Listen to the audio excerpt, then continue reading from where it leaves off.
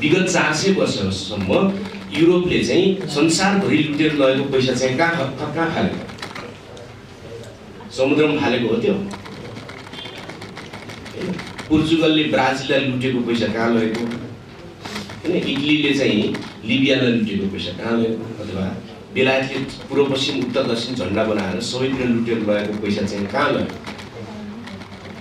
त्यसकारणले उपनिवेशवाद अन्तर्गत संसारलाई लुटेर लगेर युरोप बनाएका हुन् उनीहरूले। त्यो चाहिँ संसदीय व्यवस्थाले बनाएको हो त? त्यस्तो कुरा गर्ने, त्यस्तो इतिहास कसैले पनि पढाएको छैन जस्तो कुरा गर्ने हैन, त्यस्तो कुरा गर्नु हुँदैन। अब नयाँ जमाना आयो भने अहिले कुरा चाहिँ फेरि पुरानै खालको तर्क गर्ने के, मान्छेलाई उल्लु बनाउनलाई पुरानै खालको तर्क गर्ने। डाटा पुँजीवाद आयो भने अहिले कुरा चाहिँ फेरि के गर्ने भने युरोपियनहरू आफैले विकास गरेर बनेका हुन् भन्ने त्यस्तो कुरा गर्नुहुन्छ। त्यस्तो कुरा गर्नु हुँदैन कसैले। आजको कुरा गर्नुपर्छ। इतिहास धेरै मान्छेले पढ्न थाले। पहिला पैसा नहुनेहरूले पढ्न पाउँदैन थिए, अब डाटाबाट किनेर पनि पढ्न थाले भनेर बुझ्नुपर्छ। एउटा कुरा त्यो। त्यसकारणले पुँजीवाद चाहिँ युरोपको कुनाको केही देशहरूमा प्रगति हो, त्यो पनि विश्व लुटेर लगेर कमाएको पैसा। अनि कतिपय मान्छेले भन्छन् साउथ कोरियाले कस्तो विकास गर्यो, साउथ कोरियाले कसरी विकास गरेको भने इतिहास लुकाउन मिल्छ? दोस्रो विश्वयुद्धपछि उत्तर कोरियामा कम्युनिस्टहरू आए, चीनमा कम्युनिस्टहरू आए, अनि त्यसपछि अमेरिकाले कम्युनिस्टहरूको विरुद्ध भनेर विशेष लगानी गरेर हुर्काएको होइन साउथ कोरियालाई। साउथ कोरियामा बनेका जति सामान अमेरिकाले सबै किनिदिने, अनि अमेरिकाले बनाएको सामान केही पनि त्यहाँ बेच्न नलाने। अनि साउथ कोरियन पुँजीपतिले ऋण माग्यो भने माइनस ब्याजमा ऋण दिने गरे होइन। 1 करोड ऋण लियो भने 90 लाख तिरे पुग्ने गरे होइन। अनि यस्तो जापान र कोरिया जस्ता देशहरूलाई त्यसरी हुर्काएको होइन कम्युनिस्टहरूको विरुद्ध। अनि त्यो स्वाभाविक विकास भएको हो, त्यो पुँजीवाद स्वाभाविक विकास भएको हो। दक्षिण कोरिया त्यो संसदीय व्यवस्थाले प्रगति गराएको हो। त्यो संसदीय व्यवस्थाले संसारको कुन चाहिँ देशमा चाहिँ त्यहाँका अन्तर्विरोधहरू एब्सोल्युटली समाधान गरेको एउटा तर्क कसैले गर्न सक्छ? अमेरिकामा एकजना काला मारिएको इतिहासलाई मात्रै हिसाब गर्यो भने अहिलेसम्म रङ्गभेदको हल गर्न सकेको छैन, गफ दिने होइन। त्यसकारण संसदीय व्यवस्था वा पुँजीवादी व्यवस्था संसारको हल नै होइन। कहाँ भयो, कहाँ गयो त्यसले होइन? 70 वर्ष भयो भारतले, हल भयो? किसानहरू सडकमा मरिरहे, हरेक वर्ष किसानहरू आत्महत्या गरिरहेका छन्। संसदीय विघटन हुनुपर्छ र सङ्कट आउनलाई किसानहरू मर्नुपर्ने अवस्था चाहिँ सङ्कट होइन? के हो सङ्कट? अनि सङ्कटको परिभाषा यहाँ कसरी हुन थालेको छ भन्दाखेरि चाहिँ संसद विघटन भएपछि सङ्कट आएको भनेर बुझ्ने क्या होइन। संसद विघटन गरेपछि चाहिँ सङ्कट आयो भनेर बुझ्ने, त्यसो भने हो र। सङ्कटलाई हेर्ने त वर्गीय दृष्टिकोण हुन्छ नि, वर्गीय दृष्टिकोण हुन्छ सङ्कटलाई हेर्ने। संसद विघटन गरेर सङ्कट आएको त प्रचण्डजीहरूको वर्गलाई हो नि। नेपाली जनतालाई सङ्कट आएको संसद विघटन गरेर होइन। नेपाली जनतालाई सङ्कट आएको त यहाँका मानिसहरूले आफ्नो जीवन ठिक ढङ्गले चल्न नपाउने दिन झन् बढ्दै गयो। वर्गीय हुन्छ नि सङ्कट होइन। एउटै हुन्छ, पुँजीपति वर्गले हेर्ने सङ्कट पनि उही अनि हामीले पनि हेर्ने सङ्कट उही। त्यसो भने हामी के फरक गर्छ? हाम्रो दृष्टिकोण के फरक गर्छ? त्यसकारण सङ्कटलाई हेर्ने दृष्टिकोण फरक हुनु पर्यो। सङ्कटलाई हेर्ने दृष्टिकोण के फरक हो भने संसद पुनः विघटन गर्ने सम्म आइपुग्दा राजनैतिक सङ्कट प्रकट भएको हो। राजनैतिक सङ्कट प्रकट भएको हो भाइ। व्यवस्थामा सङ्कट यो होइन, व्यवस्थामा सङ्कट त अर्कै हो नि। व्यवस्थामा सङ्कट के हो म तपाईँहरूलाई सुनाउँछु अलिकति। पहिलो कुरा उहाँहरूले भन्नुभयो कि सबै समृद्ध गरिदिन्छु, 2-4 वर्षभित्र नेपाललाई आनका कान चाहिँ हामी समृद्ध गरिदिन्छौँ भनेर भन्नुभयो। तर उहाँले बाटो कुन लिनुभयो भने नेपालभित्र केही पनि उत्पादन नगर्ने, बाहिरबाट ल्याएर मात्रै बाँच्ने दलाल पुँजीवादी बाटो लिनुभयो। दलाल पुँजीवादको बाटोबाट त उहाँले भनेको समृद्धि आउँदैन थियो, त्यो सम्भवै थिएन होइन। 1 रुपियाँ भाउ पनि घटाउन सक्नु भएन होइन। त्यसपछि चाहिँ भूमि सुधारको मुद्दा नै खाइदिनु भयो उहाँहरूले होइन। त्यसपछि आएर एकजना मान्छेलाई पनि विदेश जानबाट रोक्न सक्नु भएन उहाँहरूले। कोरोना कालमा पनि मान्छेहरू दछाड मछाड गर्ने पनि स्थिति भयो। 8.5 अरब जो रेमिट्यान्सबाट देश चल्ने गरेको थियो त्यसमा 2 पैसा घटाउन सक्नु भएन होइन। 33,000 प्रत्येक टाउको ऋणबाट बढेर 46,000 मा पुग्यो होइन, खल्तीमा पैसा छ, अन्तर्राष्ट्रिय बजारमा मल छ, किन्न सक्ने हालत भएन होइन, किन्न सक्ने हालत पनि नहुने ठाउँमा गिर्यो। त्यसमा पनि सबभन्दा ठुला समाजवादीले चलाएको चाहिँ मन्त्रालय चलाउँदा पनि भएन, मल पनि आएन होइन। भनिसकेपछि सङ्कट त त्यहाँ भयो पनि, अनि के नाक देखाउने त ल भन्नुहोस् त होइन। दुई संसदीय व्यवस्थामा बहुमत आएपछि सब प्रगति गरिदिन्छु भनेको होइन, 2/3 पनि आछ, 3 वर्ष बितिसक्यो, छेउको केही पनि भएन। त्यसपछि त्यो पार्टीभित्र अलिक गुट सङ्घर्ष चल्यो। किन गुट सङ्घर्ष चल्यो त भने 5 वर्षपछि के भन्न जान्छ त, पहिला पो हामी 9 महिनामा सरकार बन्थ्यो त्यस कारण विकास गर्न सकेनौँ भन्ने, अब के भन्न जान्छ, भन्नु त केही पऱ्यो नि। भनेपछि अब त्यहाँ गुट सङ्घर्ष चल्यो। अब पुँजीवादी पार्टीभित्रका गुटहरू भनेको आर्थिक समूह हो, कुनै राजनीतिक गुट त होइन त्यो त, किन एउटै विचार भए पनि फरक गुट हुने भने त आर्थिक समूहहरू हुन् तिनीहरू। अब ओली पछिले के गरिदियो भन्दाखेरि उम्नी लगाएर हैती लगाएर आफ्नै दलाल पुँजीपतिलाई मात्रै पाइदियो उसले फेरि होइन, अर्को गुटले त खान पाएन त्यो। किन अर्को गुटले के बनाएको त भने चुनावको निम्ति खर्च जुटाउनको निम्ति बनाएको थियो, त्यसलाई त दिएर थियो, त्यसलाई अर्को सङ्कट उत्पन्न भयो। किनकि जुन देशको आम्दानी बढ्दै जान्छ त्यो देशको पुँजीवादी नेता पनि धनी हुँदै जाने हो होइन। आम्दानी बढेन भने त उसलाई चाहिँ पैसा दिने मान्छे पनि कम हुन्छ, भनेपछि त लुटेर मात्रै खानुपर्ने हुन्छ। यिनीहरू लुटेर मात्रै खानुपर्ने ठाउँ पुऱ्याइदियो यो व्यवस्थाले, लुटेरै खानुपर्ने भयो होइन। किनकि अमेरिका बेलायततिरका पुँजीवादी पार्टीहरू पनि लुट्छन्, तर उनीहरू कसरी लुट्छन् भने धेरै कमाइ हुने भएको हुनाले उनीहरू धेरै मिलाएर लुट्न पाउँछन्, आफै पनि कमाउँछन्।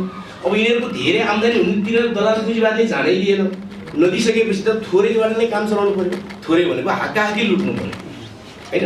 औषधिमा पनि लुट मचाउनु बाध्य भएको त त्यो व्यवस्थाको कारणले हो त, आम्दानी गर्ने व्यवस्था नै छैन। त्यसले गर्दा सङ्कट ल्याएको, त्यो व्यवस्थामा आएको सङ्कट भनेको त त्यो हो नि। त्यसले त अनिवार्य रूपमा के गर्नु पऱ्यो भने अब के गर्ने त, कुन गुट अर्को चुनावमा के भन्ने भन्ने प्रश्न उठिहाल्छ होइन। उठिसकेपछि अनि अब केपी ओलीले आफूलाई हटाउनै पर्ने भयो, उनीहरूलाई पनि केपी ओलीलाई अब केपी ओली आफू जस्तै पनि टिक्नै पर्ने भयो।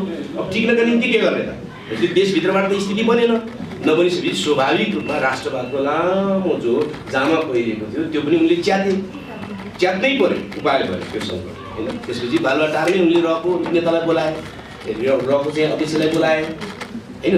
नेपाली जनताले यो 2-3 वर्ष धेरै ठुलो भ्रम पराएको थियो, राष्ट्रवाद इत्यादि रामकृष्णकै कुरा गरे पनि है, राम जानकीकै कुरा गरे पनि अब देशको लागि त लडिराखेका छन् भन्ने जस्तो एउटा ठुलो भ्रम दिएको थियो। त्यो भ्रम पनि च्यात्न उनीहरू बाध्य भए, सङ्कट त त्यहाँबाट आयो पनि। त्यस कारणले यो सङ्कट व्यवस्थाकै त हो, व्यवस्थाकै त हो यो सङ्कट। त्यसमा निमित्त कारणहरू के हो देखा पर्यो, निमित्त कारण त्यो पार्टीको गुट सङ्घर्ष देखा पर्यो, निमित्त कारण त्यो पार्टीभित्रका नेताहरूका विविध प्रवृत्तिहरू देखा पर्यो। किन व्यक्ति नभई त सङ्कट प्रकटै हुँदैन नि, व्यक्ति नभई सङ्कट प्रकट हुन्छ र के मात्र प्रकट हुन्छ, ढुङ्गामाटो मात्र प्रकट हुँदैन किन। राजनीतिक व्यवस्थाको सङ्कट त व्यक्ति मात्र प्रकट हुँदैन नि, त्यसरी त्यसमा कुनै विवाद पुरै भयो, व्यक्ति मार्फतै प्रकट भयो। त्यसैले यो सङ्कट व्यवस्थाकै हो। अब प्रश्न आउँछ, के मान्छेले भन्छ कि अर्को व्यवस्थाको राग तिमी लगाएन अब अहिले सम्भव छैन, सम्भव मात्रै कुरा गर्ने भन्ने हुन्छ र, सम्भव अहिले तत्काल सम्भव भएको मात्रै कुरा गर्ने हुन्छ। त्यसैले एकजना बुढा मान्छे मरिराखेको छ, एकजना बुढा मान्छे मरिराखेको छ भने सम्भव त्यही मर्न मात्रै सम्भव छ, त्यही मर्ने मात्रै कुरा गर्ने, जिन्दगीको कुरा हुँदैन, जिन्दगीको कुरा हुन्छ। तत्काल के सम्भव छ सत्य कुरा त्यो मात्रै होइन नि। बाढी आएको बेलामा बाढी मात्रै तत्काल सम्भव हुन्छ, तर बाढी नआएको समय आउँदैन र त्यसको कुरा गर्नु पर्दैन। त्यस्तो गरी चाहिँ रूपान्तरण भनेको कुरा के त्यसको होइन, रूपान्तरणको कुरा के त्यस्तो कुरा होइन, अहिले कुरा गर्नु, अहिले नै कुरा गर्नु हो। यो व्यवस्थाको खराबीको बारेमा, जुन व्यवस्थामा सबभन्दा बढी सङ्कट जुन बेलामा देखा पर्छ त्यो बेलामा नै त वैकल्पिक कुरा गर्नु, अरू बेलामा किन त्यो कुरा गर्ने हो भने त्यति बेला उनीहरू अरूले सुन्नु पर्ने आम जनताले पनि के हो कुरा भनेर कान टाढो पार्ने समय त त्यस्तै बेला त हुने हो। अरू बेला त त्यसो कान ठाडो पार्ने बेला हुँदैन नि, शान्त समय हुन्छ। अहिले भन्नु न, अहिले घोषणा गरेको चुनाव वा अर्को केही चुनाव घोषणा भयो, अदालतले उल्टाइदियो भनेदेखि अहिले सडकमा चाहिँ जुटाइरहेका थुप्रै मान्छे चुनाव भन्दै कुद्नेवाला छ, कुद्ने नै वाला छ थुप्रै मान्छे। आम जनताको ध्यान पनि उनीहरूले त्यता लानेवाला छन्, व्यवस्था परिवर्तनको कुरा गरे पनि त्यति बेला एकदम कम सुनिनेवाला छन्। त्यस कारणले मान्छे औषधि कुरा मान्छेले कुन बेलामा बढी सुन्छ त भने बिरामी भएर सुन्छ नि, बिरामी भएर नआएर त ए हो त्यस्तै त हो र भन्दै हिँड्छ नि त। बिरामी भएपछि चाहिँ वैद्यले पनि केही गरिदिन्छ कि पात खाएर नि केही हुन्छ कि भने सबै कुरो सुन्न थाल्छ मान्छे। अहिले बिरामी भएको नि त यो व्यवस्था, बिरामी भएको कुरा प्रकट भएको हो, त्यही बेला त यो व्यवस्थाको विकल्प खोज्नु पऱ्यो, विकल्पको बारेमा कुरा गर्नु, विकल्पको बारेमा कुरा गर्नु पऱ्यो, गरेको कुरा सुनाउन थाल्नु पऱ्यो। अहिले नै के सम्भव छ भने त पञ्चायतको विरुद्ध सुरु गरेको आन्दोलनको बेलामा पञ्चायत ढलिहाल्न सम्भव थियो त।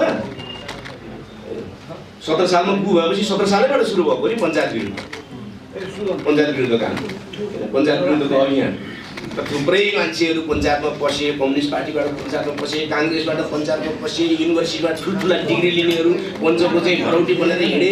यस्तो कति हुन्छ, कति हुन्छ, अहिले पनि हुन्छ होइन। संसदीय व्यवस्थाको विरुद्ध चाहिँ जान खोज्दाखेरि कम्युनिस्ट भन्नेहरू संसदीय व्यवस्थामा पतन हुन्छन् होइन। कोही चाहिँ बिग्न थाल्छन्, मणि थापाहरू चाहिँ श्रीपासु सरकार भन्न थालेका छन्। यस्ता चाहिँ भनौँ गार्बेजहरू भनौँ न एक प्रकारको भन्दाखेरि होइन। चिनी बनाउँदाखेरि उखुका छोक्राहरू निस्किन्छन् भने जस्तो नयाँ व्यवस्थाको निम्ति लड्दाखेरि छोक्राहरू त कति निस्किन्छ नि। त्यसले टाइम त लिन्छ नि, टाइम लिन्छ। तर आज विज्ञान प्रविधिको युगले टाइमलाई छुट्याइदिएको छ, टाइमलाई छुट्याइदियो। हिजो एउटा सर्कुलर बनाउनलाई 3 दिन लाग्थ्यो भने आज 5 सेकेन्ड लाग्ने भयो। हिजोको कम्युनिस्ट आन्दोलन पनि, हिजोको लोकतान्त्रिक आन्दोलन पनि आवाजको गतिमा थियो, साउन्डको गतिमा थियो होइन। आजको जीवन पनि र आजको टेक्नोलोजी पनि र आजको आन्दोलन पनि अब प्रकाशको गतिमा हुन्छ, प्रकाशको गतिमा।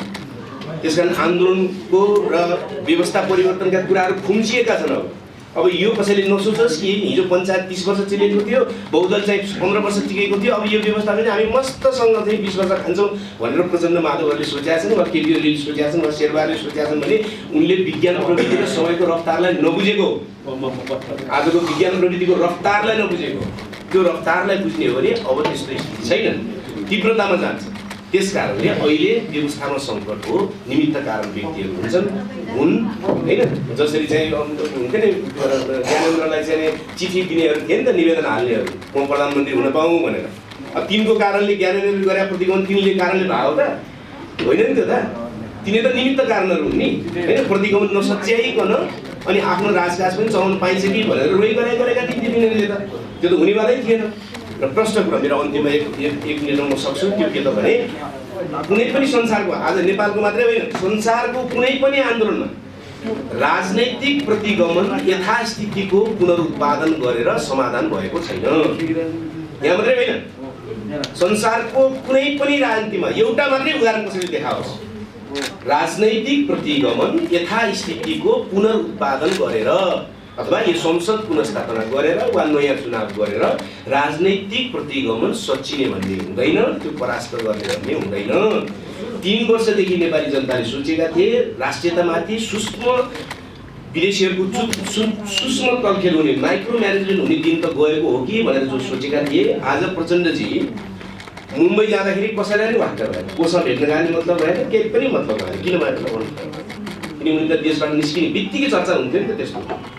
किन भएन त भने अब बालुवाटारमै आएर विदेशको इन्डियाको चाहिँ रको प्रमुखले भेट्ने दिन आइसकेपछि अब कोही मुम्बई जाँदाखेरि किन सोध्नु पर्यो भन्ने जनताले बुझ्यो। पछि यो सबै जो खलबलिएको छ त्यो खलबलिएको संसद पुनर्स्थापनापछि त्यो राष्ट्रियताको च्यानल ठ्याक्क मिल्छ, अब स्वाधीनता भन्छ त अब फर्किन्छ, फर्किँदैन। 1 लाख कर्मचारी भएको देशमा, करिब 1 लाख कर्मचारी भएको देशमा 10,000 जागिर खुल्यो र उत्पीडितहरूको पक्षमा 500मा खुम्चाइदियो लोकसेवा आयोगले। यी पार्टीहरू कोही पनि गरेन। अब त्यो 10,000मा 10% मान्छेहरू 20 वर्षसम्म असमावेशी भइसक्यो कि त्यो फर्किन्छ? अब संसद पुनर्स्थापना गरेपछि फर्किन्छ? त्यो फर्किँदैन। व्यवस्थामा प्रतिगमन हुन थालेको हो, त्यसको राजनीतिक प्रतिबिम्ब मात्रै हो यो त। त्यस कारणले संसारभरि राजनीतिक प्रतिगमनलाई नष्ट गर्ने हो भने अग्रगामी परिवर्तनले मात्रै सक्छ, अग्रगामी परिवर्तनले मात्रै त्यो वैज्ञानिक समाजवादमा पुग्न पनि सक्छ, त्यो जनगणतन्त्र मात्रै पुग्न पनि सक्छ, यो भन्दा सुधारिएको व्यवस्थामा पुग्न मात्रै पनि सक्छ। याद गर्नु भएको छ तपाईहरुले, पञ्चायत कालमा पञ्चायत हार्ने स्थिति आइसकेपछि राजा वीरेन्द्रले के नारा दिए त? पञ्चायत र बहुदलको चुनाव गरौँ भने त उनले भनेन, उनले पनि बुझाएको थिए पञ्चायतलाई नै जिताउन त सकिन्छ आफ्नो मिलिट्री खर्च गरेर, पुलिस खर्च गरेर, तर जिताए पनि जनताले तब मात्रै मान्छ पञ्चायतमा केही न केही सुधार हुनुपर्छ भनेर सुधारिएको पञ्चायत र बहुदलको बीचमा चुनाव आयो। दुश्मनहरूले पनि बुझाएका छन् कि केही न केही व्यवस्थामा सुधार गर्यो भने मात्रै गडबडी हल गर्न सकिन्छ। अनि यो व्यवस्थामा चाहिँ एक कदम अगाडि नगइकन यसैलाई पुनरुत्पादन गरेर चाहिँ प्रतिगमन परास्त हुन्छ हुँदैन, असम्भव कुरा हो। गर्न खोजे गरे हुन्छ। 65-63 को आन्दोलनभन्दा अगाडि रातो घर अगाडि चाहिँ कति महिना जुलुस निकालेको सात पार्टी, कति महिना जुलुस निकालेको छ। एक दुईजनाको यसो टाउको पनि फुट्यो, तर हुनेवाला केही पनि थिएन, जनता आउँदैन थियो। किनकि 46 देखि गनाएका मान्छेहरू हिँडेछन्। यिनै मान्छे निवेदन हाल्न जान्छन् प्रधानमन्त्री हुन, यिनै मान्छे चाहिँ आधा सचिव भन्छन् मन्त्री खान्छन्। किन जाने को आउँछ हाम्रो? जब माओवादी सहित गणतन्त्रको युगमा जाने, समावेशी सहितको नयाँ युगमा जाने भन्ने सहमति भएपछि मात्रै अनि ज्ञानेन्द्रको प्रतिगमन त के ज्ञानेन्द्रको शासनै सिद्धिने गरी आन्दोलन भयो। त्यसले मात्रै प्रतिगमन परास्त गरेको। त्यसकारणले प्रतिगमन परास्त गर्ने हो भने यथास्थितिको पुनरुत्पादन गरेर कसैले गर्छु भनेर सोच्यो भने त्यो सम्भव छैन। त्यो छ भन्ने कसैले संसद पुनर्स्थापना हुन सक्छ, त्यो ठुलो कुरा छैन। किन संसद पुनर्स्थापना के नेपालका राजनीतिक पार्टीहरूको हातमा छ र? अब यो अदालतको हातमा छ र? यो अब सबैलाई थाहा छ नि? छैन। अब त कोसँग गएर जिउ हजुरी गरेर कहाँ लम्पसार गरेर कुन कुन दीर्घकालीन सम्झौतामा ल्याप्चे लगाउन थालिसकेपछि त्यसको पछिमा निर्णय पनि हो। कुरा त सिधा छ नि। यिनीहरूको हातमा त छैन, संसदीय पार्टीहरूको हातमा त छैन। भनिसकेपछि संसद पुनर्स्थापनै भएछ भने पनि ल भनौँ न त यसले सङ्कट अरू ल्याउँदैन त? ल्याउँछ नि। के सङ्कट ल्याउँछ भन्दाखेरि नेपालीहरू पाउने 1 करोड विदेशमा गएर मरिराख्नु पर्ने सङ्कट त निरन्तर यसले ल्याइरहन्छ नि। हल गर्छ त यसले? कसरी हल गर्छ? हल त गर्दैन। हल गर्दैन नि। अख्तियारमा कस्ता मान्छे लान्छन् यिनीहरूले हामीलाई थाहा छ। न्यायाधीश कसरी लान्छन् यिनीहरूले यो व्यवस्थाले हामीलाई थाहा छ। कसरी हल गर्छ? त्यो सङ्कट त नयाँ खालको फेरि नयाँ जन्मिन्छ नि। त्यस कारण एकै प्रकारको सङ्कट जन्मिरहन्छ भने होइन नि, फरक फरक प्रकृतिको सङ्कट जन्मिरहन्छ त्यो व्यवस्थाको कुरा त यो। त्यस कारणले अग्रगामी परिवर्तनमा जानु बाहेक अर्को विकल्प छैन होइन। अग्रगामी परिवर्तनमा कसरी जान्छ भन्ने कुरा संसदवादी पार्टीहरू सिधै तोकेर भनौँ न, प्रचण्ड माधवहरू, बाबुराम उपेन्द्रहरू र चाहिँ शेरबहादुर देउवाहरू, उनीहरू यो व्यवस्थामा अझ अग्रगामी परिवर्तनका एजेन्डाहरूमा जान तयार हुने गरेर आउँछन् भने संसद बाहिर भएकाहरूसँग उनीहरूको विभिन्न खालको आन्दोलनमय छलफल हुन सक्दछ, बन्न सक्दछ। किनकि संविधान बनाउँदाखेरि के गरिएको छ? जनजातिलाई लुटिएको होइन। के लेखेको छ जनजातिको बारेमा? कसैले देखाउँछ जनजाति बारेमा के लेखेको छ?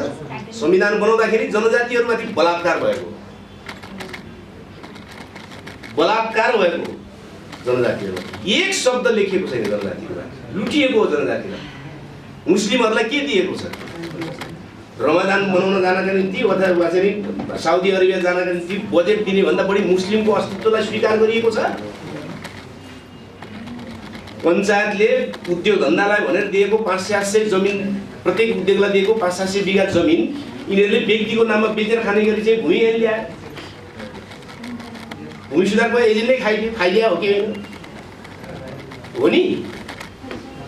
दलितहरूलाई केही दियो संविधानले? पहिलो संविधान सामान्य लेखेको सबै संविधान सबै भत्काइदियो। कानुन बनाएर हुँदा भूमि दलितलाई दिने भने जमिन त अब सुकुमाहरूलाई बाँड्ने भन्छ 4 आना। त्यो प्रतिगमन भएको होइन? मधेसीहरूले किन जलाएको झन्डा त्यसो प्रतीकात्मक रूपमा किन जलायो? सबै ठिक थियो त्यसले। जनजातिहरूले प्रतिगामी संविधान भयो भने कहाँदेखि बन्ने? संविधान बनेदेखिको पछि भएकोलाई मात्रै प्रतिगमन भन्ने कि संविधान बन्नका निम्ति भएको आन्दोलनको मर्मदेखिलाई प्रतिगमन गर्ने? जनयुद्ध र जनआन्दोलन हुँदै थियो भने संविधान बन्थ्यो? बन्दैन थियो। अनि जनयुद्ध र जनआन्दोलनले उठाएका मुद्दाहरूमा प्रतिगमनदेखि गन्ती गर्ने हो कि होइन? यहाँ त प्रतिगमन भएर बनेको संविधानदेखि पो गन्ती गर्ने भन्छ साथीहरू त। त्यसो भने जनआन्दोलन किन भएको त? प्रतिगमन भएर संविधान बन्या हो नि त। प्रतिगमन भएर संविधान बनेपछि अनि प्रतिगमन भएको संविधानदेखि गन्ती गर्ने कि त्यो संविधान बनाउनका निम्ति भनेर भएको लडाइँ र सङ्घर्षदेखि गन्ती गर्ने? गन्ती त्यहाँबाट गर्नुपर्ने होला नि। राजतन्त्र चाहिँ बैलगाडा चढेर आउँछ भन्ने, त्यस्ता बेलाका मान्छेहरूलाई मनपर्ने संविधानदेखि गन्ती गरेर प्रतिगमन भन्ने कि गणतन्त्रको निम्ति लडेको आन्दोलनदेखि गन्ती गरेर प्रतिगमन भन्ने? प्रश्न त यहाँनिर छ नि। त्यस कारणले गर्दाखेरि समस्या व्यवस्थामा हो, व्यक्तिहरू निमित्त कारण हो। अग्रगामी परिवर्तनको एजेन्डा बिना अहिलेको प्रतिगमन सचिने भन्ने सम्भव छैन, परास्त हुन्छ भन्ने सम्भव छैन। मैले अहिले राख्ने यति हो। धन्यवाद।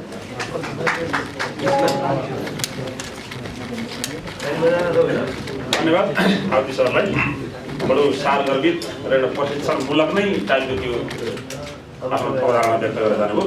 अब यस पछाडि नेपाली काङ्ग्रेसका युवा नेता हुनुहुन्छ रामहरि खतिवडा, उहाँलाई संक्षिप्तमा आफ्नो भनाइ राख्नको निम्ति अनुरोध गर्छु।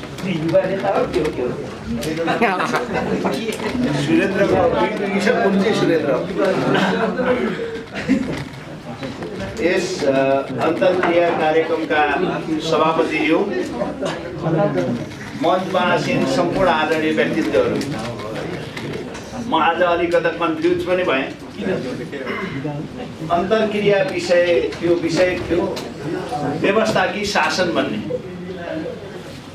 अब यो शासन व्यवस्था कसले सञ्चालन गर्ने के हो भन्ने नै मैले बुझिनँ। अलिकता यहाँ आज छलफलमा आउँदाखेरि एउटा मुड बनाएर आएको थिएँ, यहाँ सुन्दाखेरि मेरो मुडै अर्कोतिर गयो। मैले देखेँ कम्युनिस्ट पार्टी भनेको पार्टीगत रूपमा म त एउटा पार्टी दुईटा पार्टी होला भनेको, यहाँ बोल्दा बोल्दै यहाँ नै 5-6 जना देखा पर्नुभयो। पार्टी फरक फरक छ, मान्छे फरक फरक हुनुहुन्छ। त्यसमा अझै सिपीजीहरू, त्यसपछिबाट आएर ओलीजीहरू, त्यसपछि भक्तपुरको नारायणमानजीहरू अझै हुनुहुन्छ। हिसाब गर्दै जाँदा त कम्युनिस्ट पार्टीहरूको अहिलेको जुन ग्रुप हेर्छु म, अचम्म लाग्यो। क्रान्तिकारी कुराहरूका सबै एउटै छन्, पार्टीको नाम एउटै छ, कम्युनिस्ट सिद्धान्त एउटै छ, आदर्श एउटै छ, मूल्य मान्यता एउटै छ। अब मान्छे पछि पार्टीहरू फरक फरक छ।